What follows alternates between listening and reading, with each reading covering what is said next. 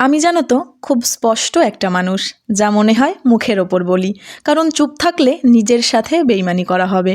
অনেকেই বলে এভাবে মুখের ওপর কথা বললে মানুষ নাকি খারাপ ভাববে। আমি শুধু সেই মানুষগুলোকেই বলতে চাই, সবাইকে ভালো রাখার দায়িত্ব আমার না।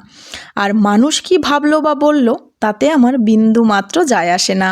আর যাদের বলার তারা এমনিতেই বলবে।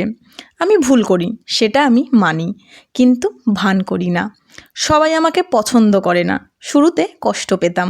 তারপর বুঝলাম আমি ফুল নই যে সবাই আমাকে ভালোবাসবে। সব থেকে বড় কথা কি জানো, আমি নিজেকে ভালোবাসি।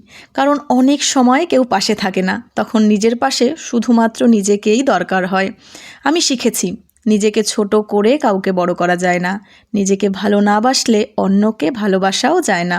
আসলে নিজের সাথে যদি সম্পর্কটা ঠিক থাকে, তাহলে বাইরের কোনো শব্দই খুব বেশি আওয়াজ করে না। আমি বুঝে গেছি আমাকে ভালো রাখার দায় কারো নয়। তাই নিজেকে ভালো রাখার দায়িত্বটা নিজের কাঁধে তুলে নিয়েই এগিয়ে চলেছি। যেখানে আমি ক্লান্ত সেখানে আমি থামি, যেখানে আমাকে ছোট করা হয় সেখান থেকে আমি সরে যাই। আমি নিজের জন্য স্বার্থপর, কারণ এই স্বার্থপরতাটাই আমাকে শক্তি দেয়।